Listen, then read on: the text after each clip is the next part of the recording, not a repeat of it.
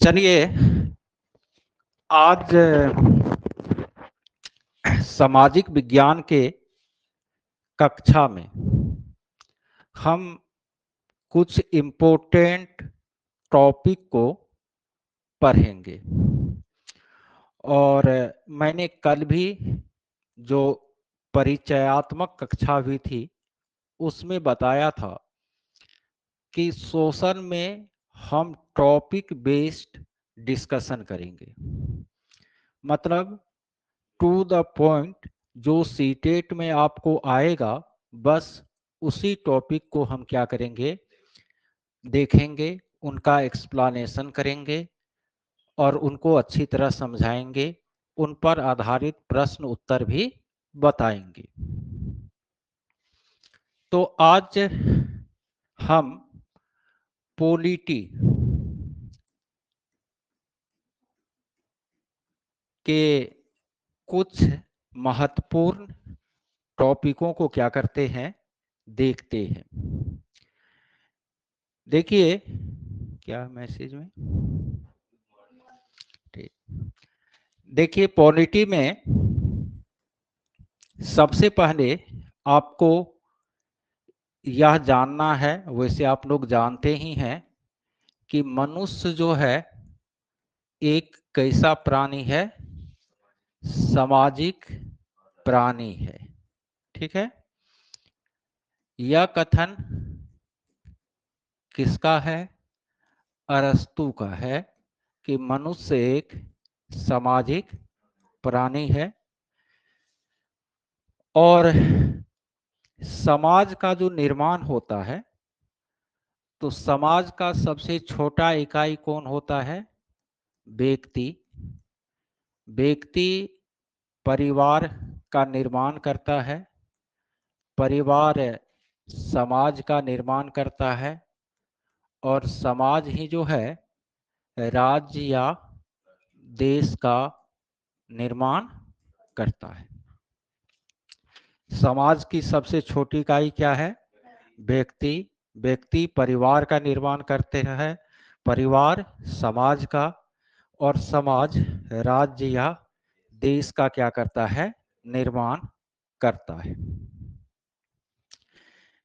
देखिए स्क्रीनशॉट लेते जाइएगा या पेपर पेन रखे हुए हैं तो लिखते चलिए। समाज जो चलता है या राज्य जो चलता है वो शासन व्यवस्था से चलती है ना। राज्य या समाज का जो संचालन होता है वह कानूनों के माध्यम से होता है, शासन व्यवस्था गवर्निंग सिस्टम के माध्यम से होता है। तो शासन व्यवस्था जो है उनका कई रूप है, शासन व्यवस्था का कई क्या है, रूप है। जैसे कि शासन व्यवस्था का जो सबसे प्राचीन रूप है वो क्या है, आपको राजतंत्र है। ठीक है, राजतंत्र में राजा सर्वे सर्वा होता है। राजा क्या होता है, सर्वे सर्वा, सब कुछ का प्रधान राजा ही होता है। राजा के द्वारा बोला गया जो शब्द है वही क्या होता है, कानून होता है। ठीक है, और राजतंत्र में राजा का जो पद है ना वह क्या होता है, वंशानुगत होता है। पीढ़ी दर पीढ़ी राजा का पद जो है आगे बढ़ता है। राजतंत्र में जनता को अभिव्यक्ति की आजादी नहीं होती है। राजा को इसमें देवता का प्रतिनिधि माना जाता है। राजतंत्र में राजा को देवता का प्रतिनिधि जो है माना जाता है। प्राचीन काल में आपको राजतंत्र बहुत लोकप्रिय थी ना। जिस तरह अभी पूरे संसार में लोकतंत्र बहुत लोकप्रिय है, उसी तरह प्राचीन काल में राजतंत्र जो है वह बहुत क्या थी, लोकप्रिय थी। वर्तमान में राजतंत्र बहुत ही कम देशों में है, कहीं कहीं। जैसे कि हाल तक नेपाल में राजतंत्र था, लेकिन वहां भी अब राजतंत्र खत्म हो चुका है। अभी हमारे जो पड़ोसी देश है भूटान, वहां राजतंत्र है। संयुक्त अरब अमीरात, वहां पर भी राजतंत्र है ना। इसी तरह संसार के कुछ छोटे छोटे देश हैं जहां पर अभी क्या है, राजतंत्र है। नहीं तो हर जगह क्या है, आपको लोकतंत्र ही लोकतंत्र है। वर्तमान में लोकतांत्रिक शासन प्रणाली जो है सबसे लोकप्रिय है। हाँ, रिकॉर्ड हो रही है।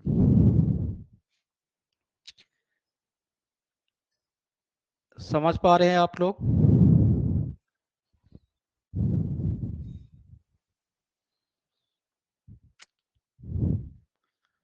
अरे मैसेज में लिखिए, समझ रहे हैं कि नहीं? चलिए, स्क्रीनशॉट लेते जाइए, बाद में लिख लीजिएगा कॉपी में। स्क्रीनशॉट लेने आता है ना मोबाइल में?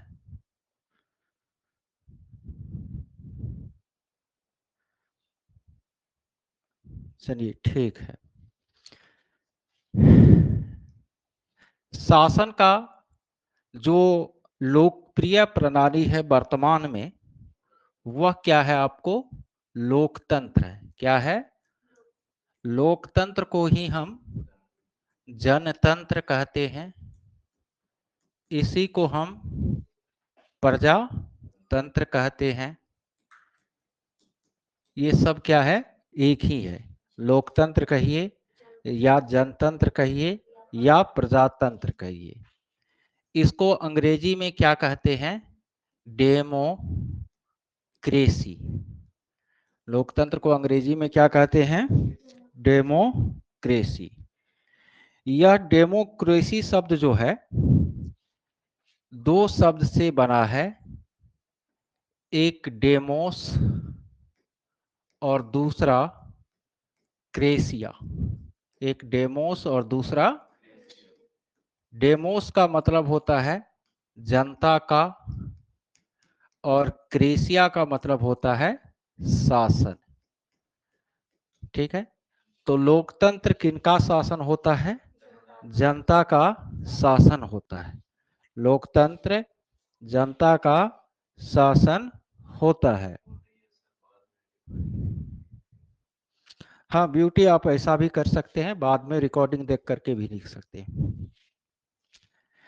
तो लोकतंत्र जनता का क्या होता है, शासन होता है। इसमें जनता सर्वे सर्वा होती है। राजतंत्र में एक व्यक्ति राजा सर्वे सर्वा होता है, लेकिन जनतंत्र में अंतिम शक्ति जनता के हाथों में क्या होती है, निहित होती है ना।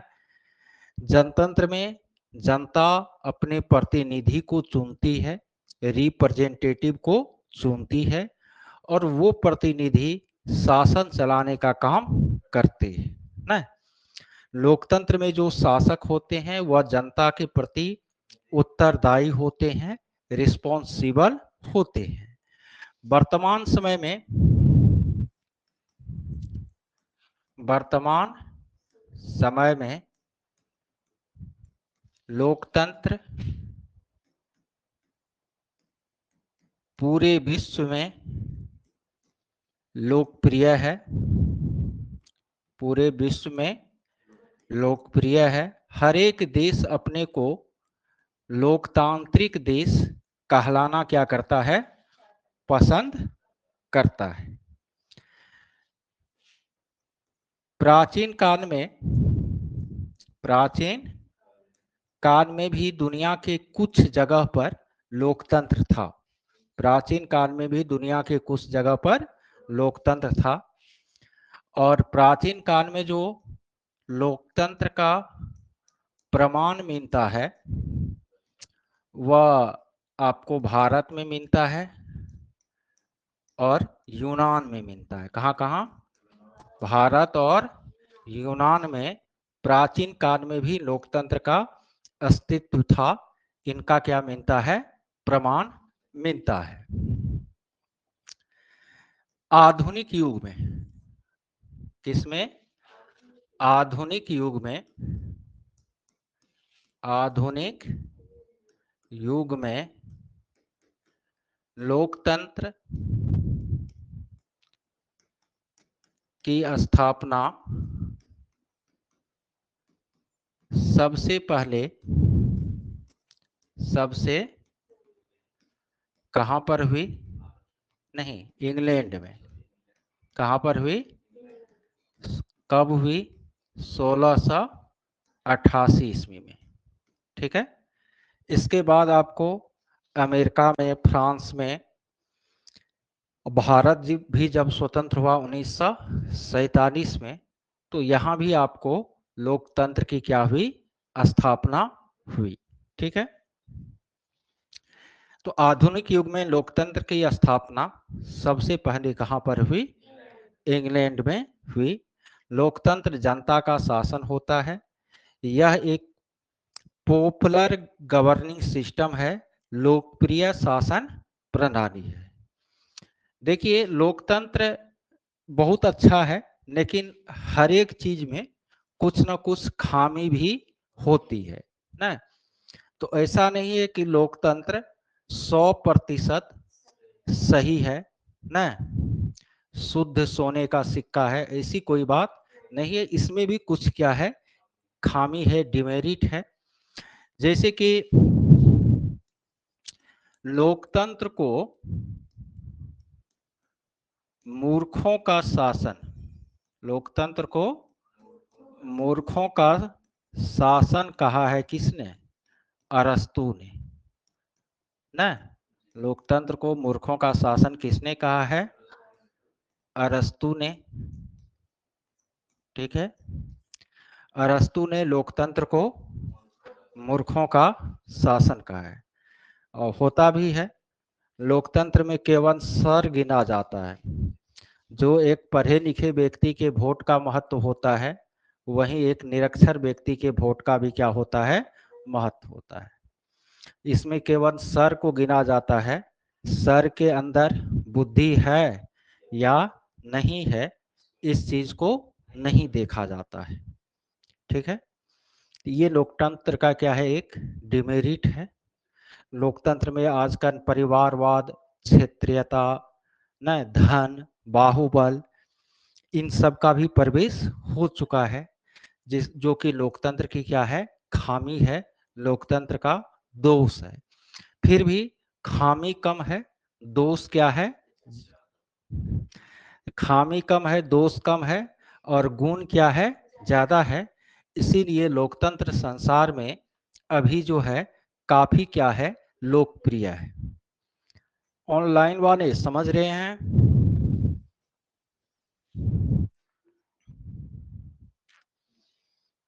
चलिए,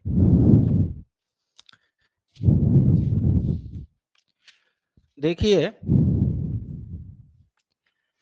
अभी राजतंत्र बताए, लोकतंत्र बताए, एक तीसरे प्रकार का भी हम शासन प्रणाली बता रहे हैं, तानाशाही।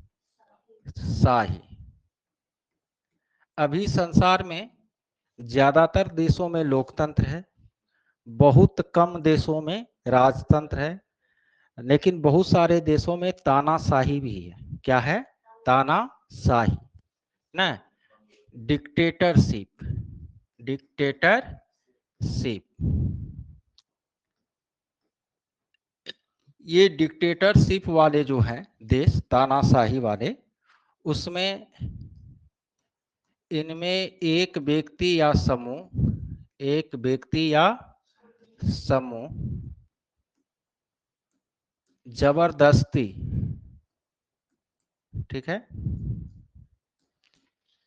सत्ता पर अधिकार कर लेता है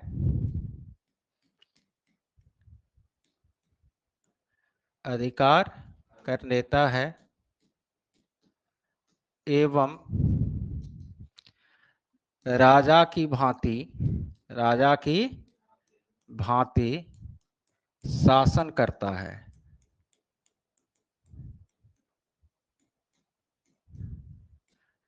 किंतु उसे जनता का बहुमत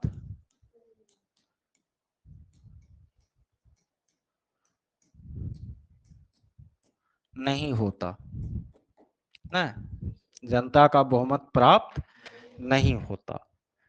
ठीक है, जैसे एग्जाम्पल में उत्तर कोरिया का जो शासक है किम जोंग, इनका नाम जरूर सुने होंगे ना। वो अभी क्या है, तानाशाह है ना। भारत की जो विपक्षी पार्टियां हैं वह नरेंद्र मोदी जी पर तानाशाह होने का आरोप लगाती है। तानाशाह माने ऐसा शासक जो किसी की बात नहीं सुनता हो, जबरदस्ती सत्ता पर काबिज हो गया हो न, नए नए नियम लाता हो, जनता का बहुमत उसको हासिल नहीं हो, तो वो तानाशाह होता है। कहिएगा सर नरेंद्र मोदी तानाशाह है, नहीं ऐसी कोई बात नहीं है। विपक्ष केवल क्या लगाती है, आरोप लगाती है ना। तो उत्तर कोरिया का किम जोंग हो गया। इसी तरह कुछ दिन पहले आपको बगल के देश अफगानिस्तान में, इराक में सद्दाम हुसैन था ना। हाँ, उस समय जर्मनी में हिटलर था, इटली में मुसोलिनी था। तो ये सब क्या थे, आपको तानाशाह थे, डिक्टेटर्स। तो ये तीन तरह की जो शासन प्रणाली है, कौन कौन, राजतंत्र, लोकतंत्र और तानाशाही, इनका एग्जिस्टेंस अभी है, अस्तित्व है दुनिया में। तो इनके बारे में आप लोगों को बताए। अभी क्या बताए कि व्यक्ति परिवार बनाता है, परिवार समाज, समाज शासन व्यवस्था से चलता है।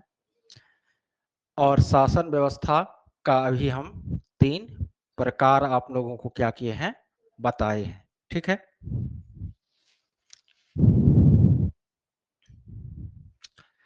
चलिए हम लोग आगे बढ़ते हैं। देखिए, लोकतांत्रिक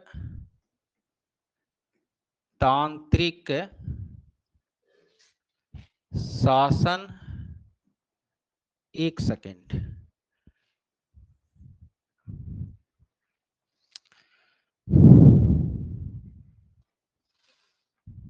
देखिए लोकतंत्र में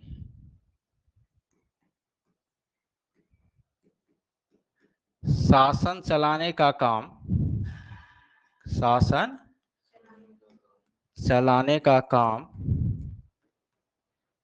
कौन करती है, सरकार करती है ना। वह संस्था जो शासन चलाने का क्या करती है, काम करती है, उसको हम क्या कहते हैं, सरकार कहते हैं ना। वह संस्था जो शासन चलाने का काम करती है उसको हम क्या कहते हैं, सरकार कहते हैं। और ये जो सरकार होता है ना, इसके तीन अंग होते हैं। सरकार के अंग कितने होते हैं, तीन। एक होता है विधायिका या व्यवस्थापिका, विधायिका या व्यवस्थापिका। दूसरा होता है कार्यपालिका। तीसरा होता है न्यायपालिका ना। There are three part of government. First, विधायिका मीन्स लेजिस्लेटिव। सेकेंड, कार्यपालिका मीन्स एक्सिक्यूटिव। और थर्ड, न्यायपालिका मीन्स जुडिशियरी। जहां भी सरकार शब्द का प्रयोग होगा वहां ये तीनों चीज आएंगे, विधायिका भी, कार्यपालिका भी, न्यायपालिका। देखिए, विधायिका जो है कानून बनाती है। विधायिका क्या करती है? कानून बनाती है। कार्यपालिका जो है कानून को लागू करती है। कानून को लागू करती है। और न्यायपालिका जो है कानून तोड़ने वाले को सजा देती है ना। सरकार के तीन अंग होते हैं, विधायिका, कार्यपालिका और न्यायपालिका। विधायिका या व्यवस्थापिका कानून क्या करती है? बनाती है। कार्यपालिका कानून को लागू करती है। और न्यायपालिका जो है कानून तोड़ने वाले को सजा देने का काम करती है। यहां तक समझ रहे हैं आप लोग?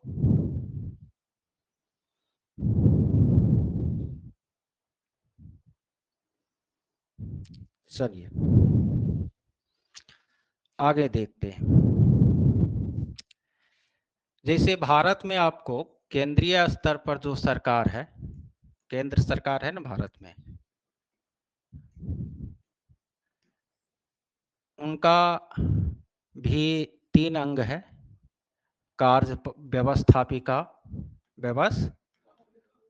तो केंद्र सरकार में जो व्यवस्थापिका है उसमें आपको तीन चीजें आता है। कौन कौन? राष्ट्रपति, लोकसभा और राज्यसभा। केंद्रीय स्तर पर जो कोई भी कानून पारित होती है तो लोकसभा राज्यसभा पारित करती है, राष्ट्रपति उस पर हस्ताक्षर करते हैं, तब जाकर के कानून बनकर तैयार होता है। तो केंद्रीय स्तर की जो व्यवस्थापिका होती है उसके अंग क्या क्या हैं? राष्ट्रपति, लोकसभा और राज्यसभा। केंद्रीय स्तर पर जो कार्यपालिका है, केंद्रीय स्तर पर जो, उस कार्यपालिका का दो हिस्सा होता है। कितना हिस्सा? एक होता है अस्थाई कार्यपालिका, एक होता है अस्थाई कार्यपालिका। केंद्र सरकार का जो कार्यपालिका है वो दो तरह का होता है, अस्थाई कार्यपालिका और अस्थाई कार्यपालिका। अस्थाई में कौन होता है? प्रधानमंत्री, प्रधान एवं मंत्रिमंडल के सदस्य, मंत्रिमंडल के, यही ना आपको कानून को लागू करता है। हर एक डिपार्टमेंट का एक मंत्री होता है ना, लेकिन यह टेम्पोररी होता है। मंत्री का पद अस्थाई, साल भर के लिए वो रहा फिर बदल गया ना। तो ये मंत्रिमंडल और प्रधानमंत्री केंद्रीय स्तर के सरकार की कार्यपालिका होती है, लेकिन अस्थायी। और केंद्र सरकार की जो अस्थायी कार्यपालिका है वह कौन है? केंद्र सरकार के कर्मचारी ना, जो भी नौकरशाह है, IAS IPS या आम भी जो केंद्र सरकार के कर्मचारी हैं वह केंद्र सरकार के अस्थायी कार्यपालिका का हिस्सा है। ठीक है। तो केंद्र सरकार का या किसी भी सरकार का जो कार्यपालिका उसका दो हिस्सा, अस्थायी और अस्थायी। और तीसरा अंग क्या है? न्यायपालिका। न्यायपालिका कानून तोड़ने वाले को सजा देती है। केंद्र सरकार के न्यायपालिका कौन है जी? सर्वोच्च न्यायालय। कौन है? सर्वोच्च न्यायालय केंद्र सरकार के क्या है? न्यायपालिका है। केंद्र सरकार के क्या है? न्यायपालिका। पानी का है। ठीक है, स्क्रीनशॉट ले लीजिए, नहीं तो बाद में लिखिएगा। आगे बढ़े।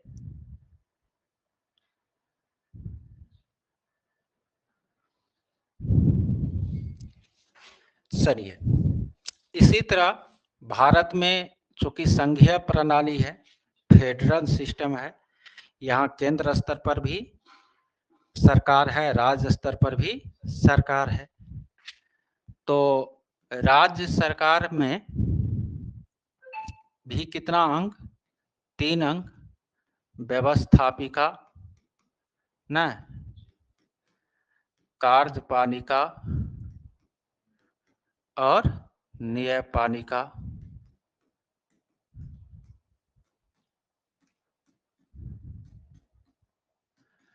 राज्य स्तर की जो व्यवस्थापिका है उसमें कौन आता है, विधान मंडल। कौन आता है, जिसमें विधानसभा, विधान परिषद, राज्यपाल आ जाते हैं। इसमें भी क्या होगा, अस्थाई और अस्थाई। जो मुख्यमंत्री हैं राज्य में एवं मंत्रिमंडल के सदस्य हैं, वो हो गया आपको अस्थाई। लेकिन राज्य सरकार के जो कर्मचारी हैं, राज्य सरकार के कर्मचारी, वह क्या हो गया, अस्थाई हो गया। आप लोग अभी सीटेट करके, बीपीएससी करके टीचर बनिएगा तो राज्य सरकार के अस्थाई कार्यपालिका में आप क्या हो जाइएगा। कोई भी कानून पारित होगा तो उसको स्कूल लेवल पर आपको क्या करना है, लागू करना है। और राज्य सरकार के न्यायपालिका में कौन हो आ जाएगा, हाई कोर्ट आ जाएगा, उच्च न्यायालय आ जाएगा। यहाँ तक कि पंचायत सरकार जो होती है, तो पंचायत सरकार का जो व्यवस्थापिका है वह गांव की सभी वयस्क जनता, जो मतदाता है, वो व्यवस्थापिका हो जाता है न। मुखिया और वार्ड सदस्य कार्यपालिका हो जाता है। ठीक है, वही आपको ग्राम कचहरी जो है वो क्या हो जाता है, न्यायपालिका हो जाता है। इतना चीज आज समझ गए। ये जितना भी टॉपिक हम बताएंगे ना, हर एक टॉपिक से आपको सीटेट में क्वेश्चन रहेंगे। ठीक है, इसीलिए एक एक टॉपिक को आपको कंप्लीट करते जाना है, नोट्स तैयार करते जाना है। समझ गए आप लोग।